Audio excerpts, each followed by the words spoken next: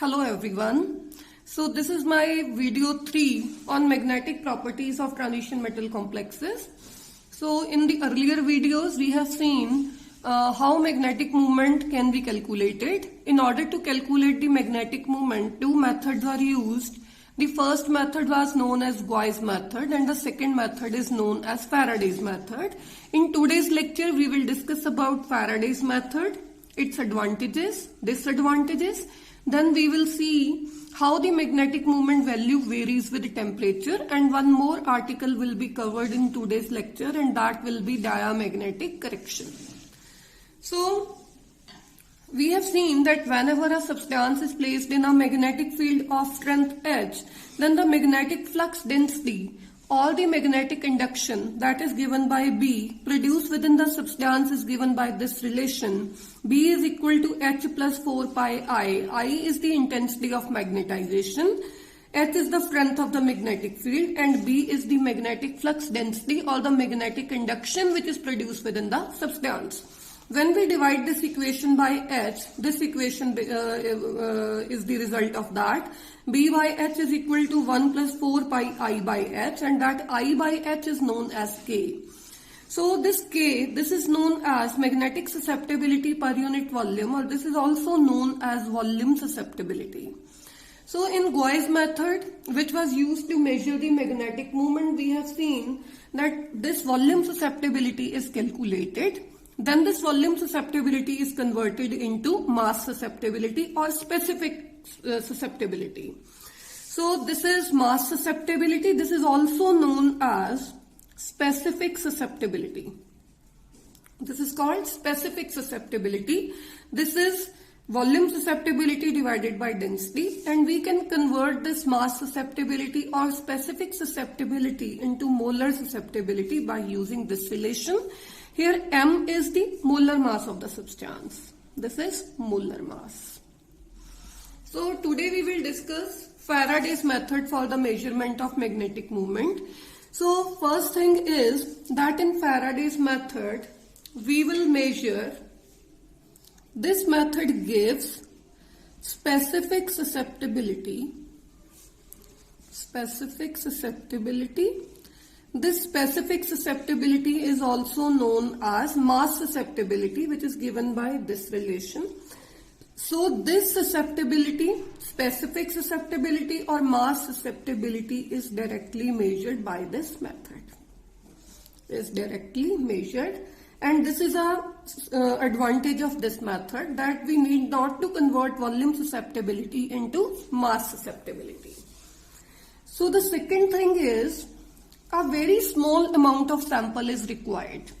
The amount of the sample which is required is 0.1 to 10 milligrams of the sample is required to measure its mass susceptibility. Then this small amount of the sample is suspended in N. This sample is suspended in an inhomogeneous field. Inhomogeneous field means the field is not constant. This is continuously changing. In inhomogeneous field, and the field is so adjusted that the value of H naught, delta H by delta X, X is the gradient. So this total term is constant. This is constant over the entire volume of the sample. Over the entire volume of the sample.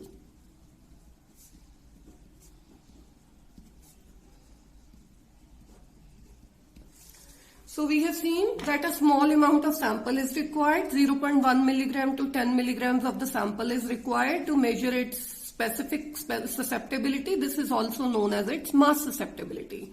And this sample is suspended in an inhomogeneous field. The field is so selected that the value of H naught is the strength of the magnetic field, delta H by delta X. So this value is constant over the entire volume of the sample. Then this sample is suspended between the magnetic poles. Sample is suspended between the magnetic poles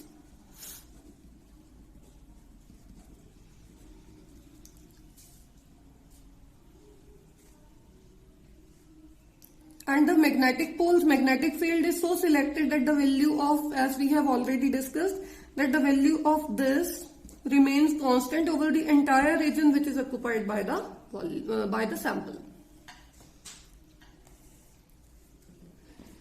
Then, with the help of this method, the value of delta H by delta X and the force which is acting on the sample is measured directly. These two values are measured directly with the help of an electrobalance. Electrobalance is required to measure these two values. Magnetic field is so selected that there is a constant gradient, delta H over delta X.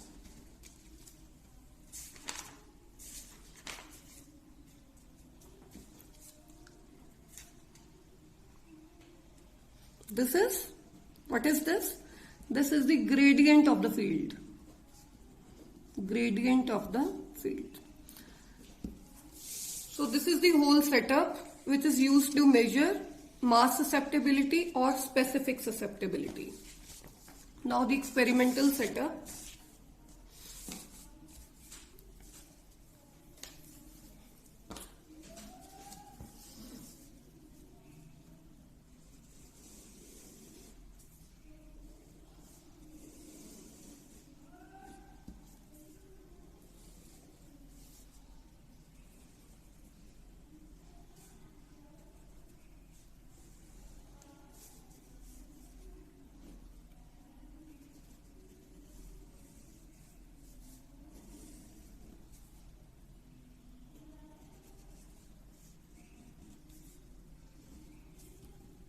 So this is a magnetic field, this is a magnet, this is a magnet.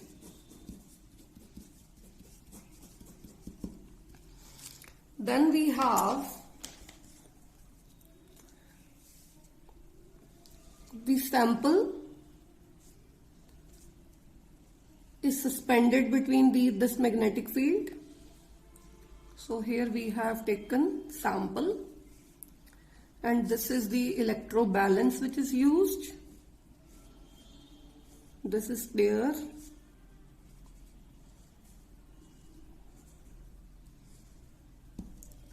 So this is an electrobalance. I will tell you what is this B, this T, this C. Here we have put these weights. So this is, let us suppose, A, and this is magnetic field. The whole of the assembly जो है, this is enclosed in a closed system which is flushed with inert gas like nitrogen or helium. Then this is enclosed.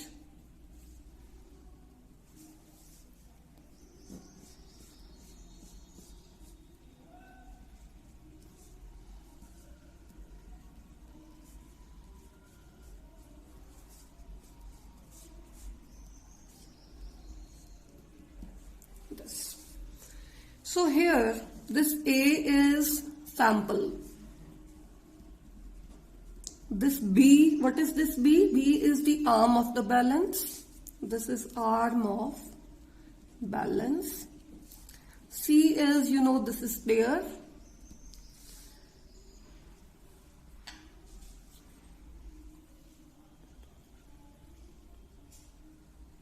Then T is torsion head. T is torsion head. So this is the setup. The field is so adjusted that the value of delta H by delta X, that is constant.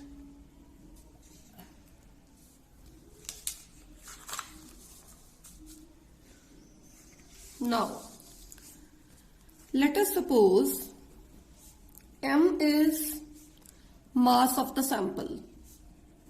Mass of the sample. This sample has a mass susceptibility. This is mass susceptibility of the sample. H is a non-uniform field having a gradient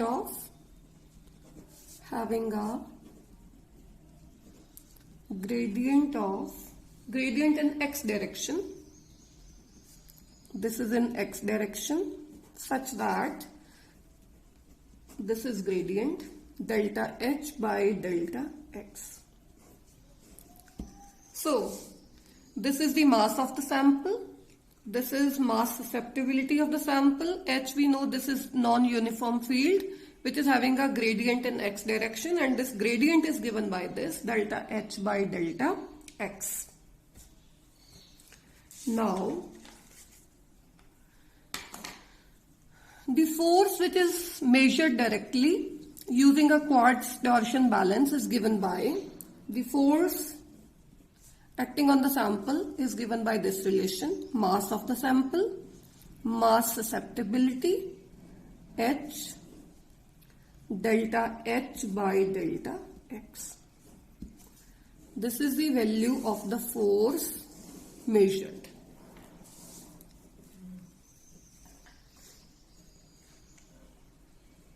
Now, how this force is calculated? This force, as we have seen in Gouail's method, the sample is weighed first in the absence of field and then in the presence of the field, and the difference between the two weights is equal to F. So this F, that is the force which is acting on the sample, is actually calculated by weighing the sample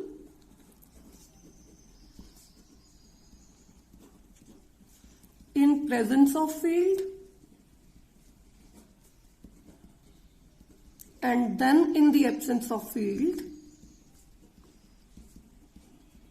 then in the absence of the field, and the difference between these two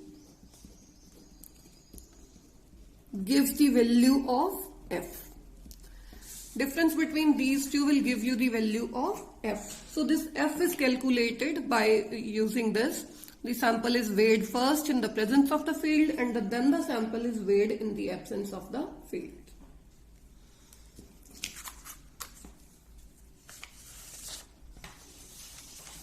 Now, as we have seen in Gouail's method, a standard calibrant is used,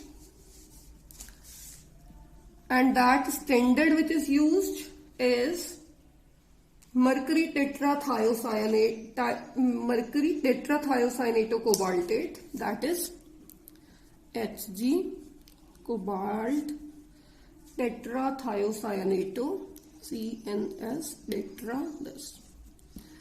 This is a standard calibrant.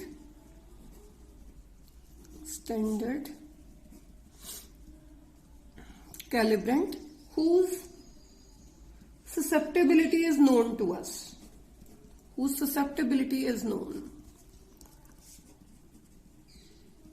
And the value of susceptibility for this is 16.44 into 10 raised to the power minus 6. Since this is dependent on temperature, so this is at 293 Kelvin temperature.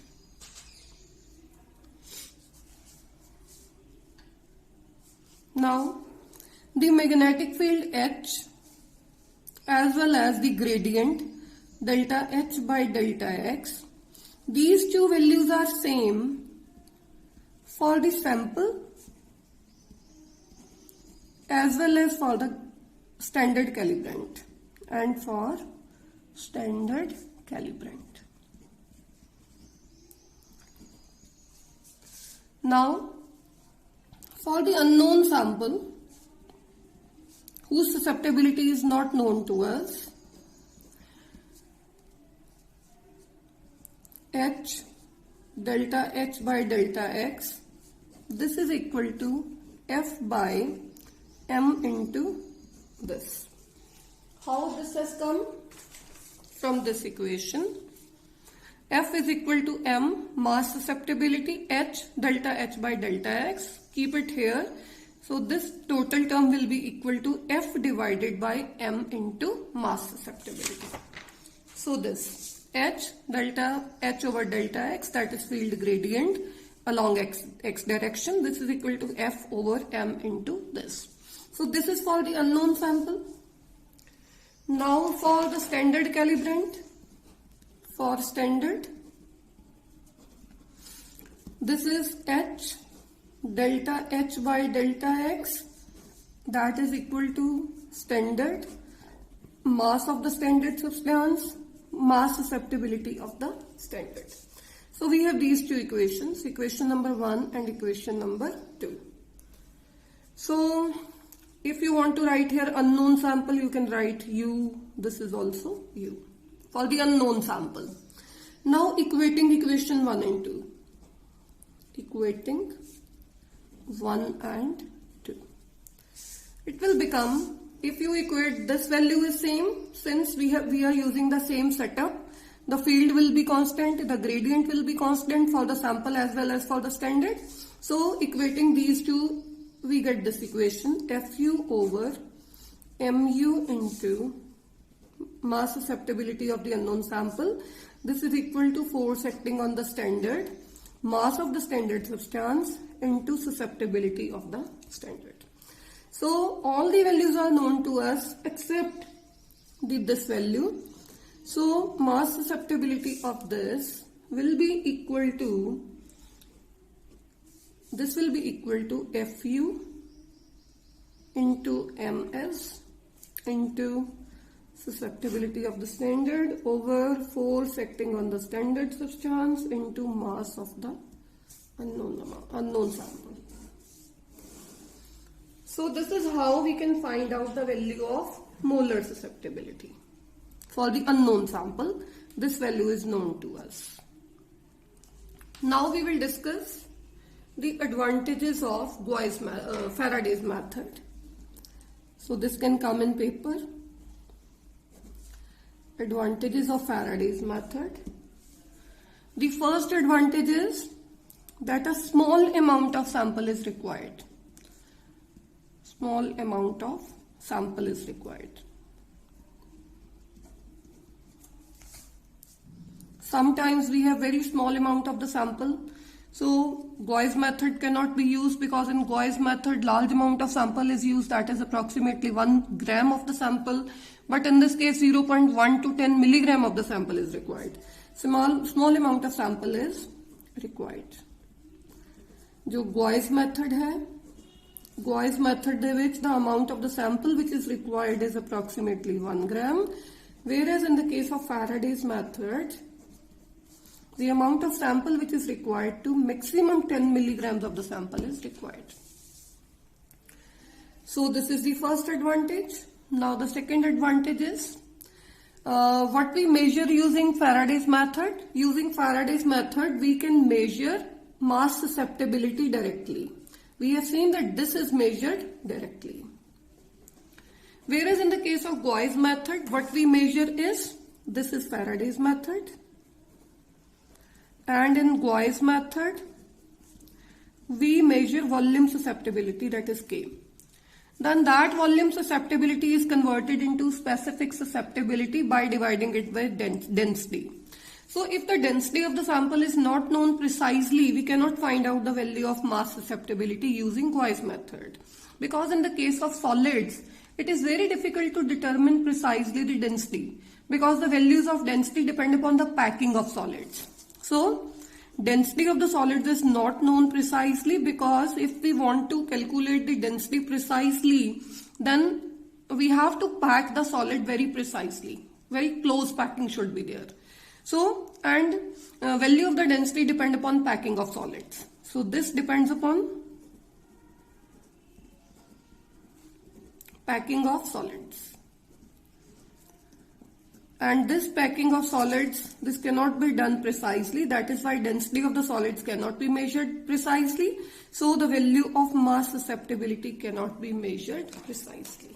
So these are the two advantages of Faraday's method, that a small amount of sample is required, 10 milligram of sample is required in Faraday's method and 1 gram of the sample is required in Gauss method. Faraday's method ਦੇ ਨਾਲ ਆਪਾਂ ਕੀ determine ਕਰਦੇ ਹਾਂ directly, we determine the value of mass susceptibility directly. Whereas in the case of Gauss method, mass volume susceptibility is measured. This is divided by density, and the density of the solids that depend upon the packing of the solids. Since packing of the solids cannot be done precisely, so density of the solids cannot be determined precisely. If there are few advantages of Gauss method, there will be some Faraday's method. There will be some disadvantages of Faraday's method also. Now the disadvantages of Faraday's method.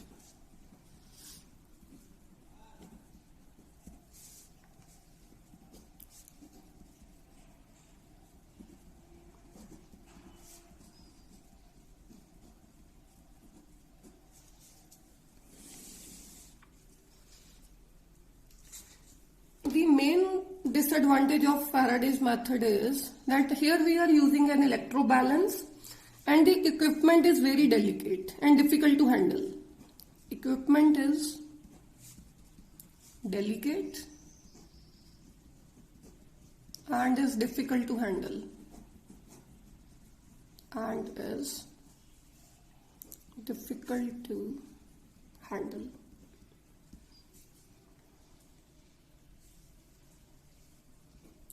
So since a small amount of the sample is required here, so the oxidation or any other chemical reaction which can occur at the surface of the sample may lead to large errors. Since small amount of sample is required,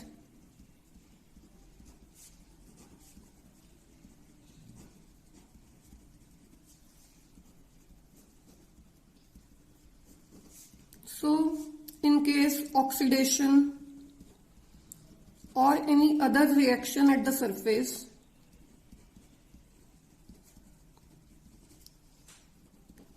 which reaction? Chemical reaction that can happen. Any chemical reaction at surface of solid may lead to great errors.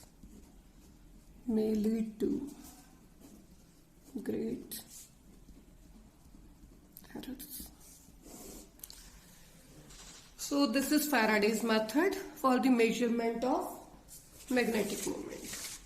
Once again, in the case of Faraday's method, specific susceptibility is measured directly. Small amount of sample is required.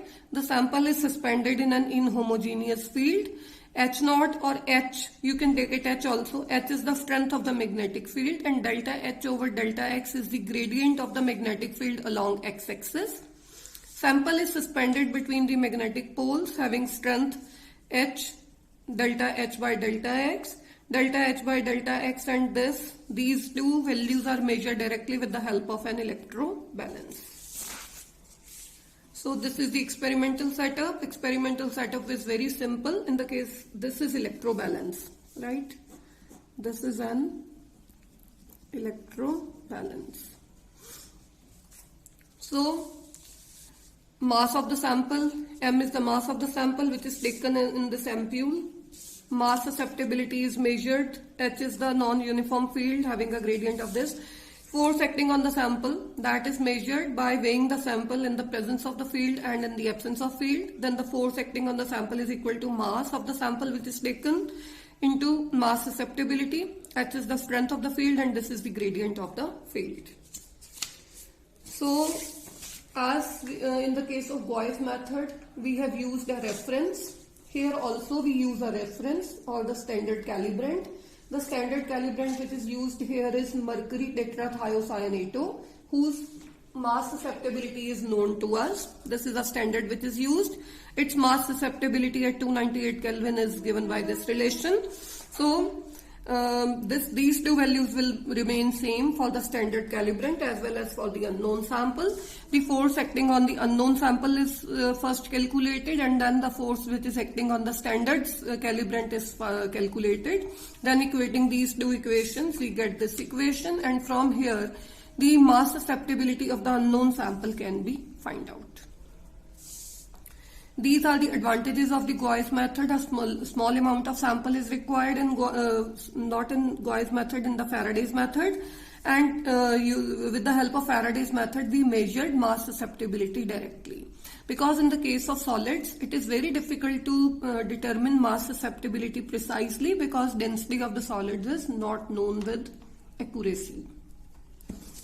The only disadvantage of Gauss method is that the equipment is very delicate and is very difficult to handle. It requires great manual skill. Since small amount of the sample is required here, so any reaction which is taking place at the surface of the solid, that may be oxidation reaction or that may be any other chemical reaction, it may lead to great errors. So the next topic is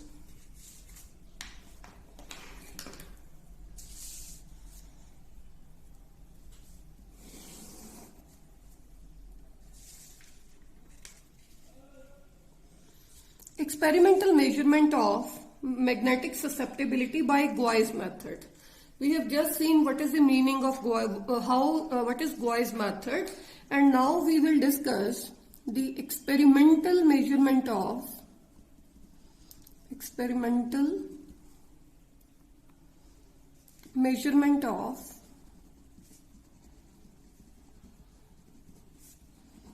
magnetic susceptibility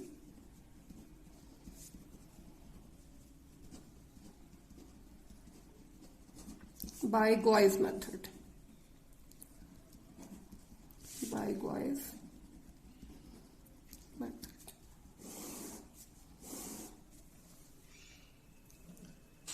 So once again, what is Gauss method?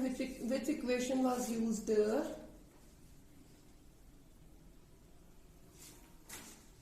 Give me a minute.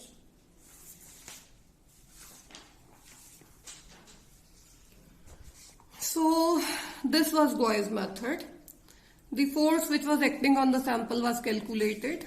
That was equal to 1 by 2 A K H square. K is the volume susceptibility. H was the strength of the field.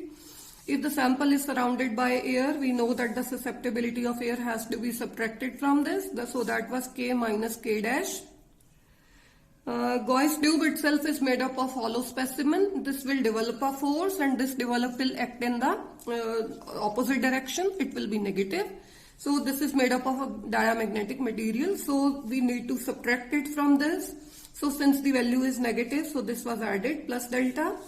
A is a constant. H is a constant. A is constant. H is constant. A is the area of cross section. H square will become constant. So this force which is acting on the sample is then converted into mass susceptibility with the help of this equation 10 raised to the power 6 mass susceptibility, that was equal to alpha plus beta f dash over weight. Now this alpha was a constant which was allowed for displaced chair, and the value of alpha was equal to 0.029 into specimen volume. So W is the weight of the sample, F dash is the force which is acting on the sample, and this was equal to F minus delta. B is the tube calibration constant. So tube calibration constant to ਆਪਾਂ ਕਿੱਦਾਂ measure ਕਰਦੇ हैं using a standard. Standard used in Gauss method was also mercury tetrathiocyanate 2, which was having a known value of this. So with the help of this equation, by using this standard calibrant, we can find out the value of tube calibration constant. Now we will discuss experimental measurement of magnetic susceptibility by Gauss method. So it involves the following steps. So if you remember, in the Gauss method, the tube is weighed first in the absence of the field and then in the presence of the field. So the first step is weigh the empty tube with the field off. Weigh the empty tube with field off. When the field is off, let us suppose the weight of the tube is A. Then the second step is weigh the tube, empty tube, with field on. When the magnetic field is on, let us suppose the weight of the tube is B. Now the difference B minus A weight of the tube when the field is on and weight of the tube when the field is off. So this difference is equal to diamagnetism of the tube. Diamagnetism of the tube. Suppose this is equal to delta. Delta is equal to B minus A. This is the diamagnetism of the tube. Then fourth point is fill the tube with distilled water. Fill the tube with distilled water up to the mark. जो mark उसके tube पे लग गया है, to the mark, and weigh it with field off. With field off. This पहला empty tube nu weigh करना है when the field is off, then weigh the empty tube when the field is on. The difference between the two weights, that is B minus A, is the measure of diamagnetism of the tube. Then you fill the tube with distilled water and then weigh it when the field is off. Let us suppose the weight is C. Then the next point, this C minus A. What is the C minus A? C is the weight of the tube which is filled with the distilled water and when the field is off. So C minus A will give you the weight of the water which fills the tube. This is the weight of water which fills the tube.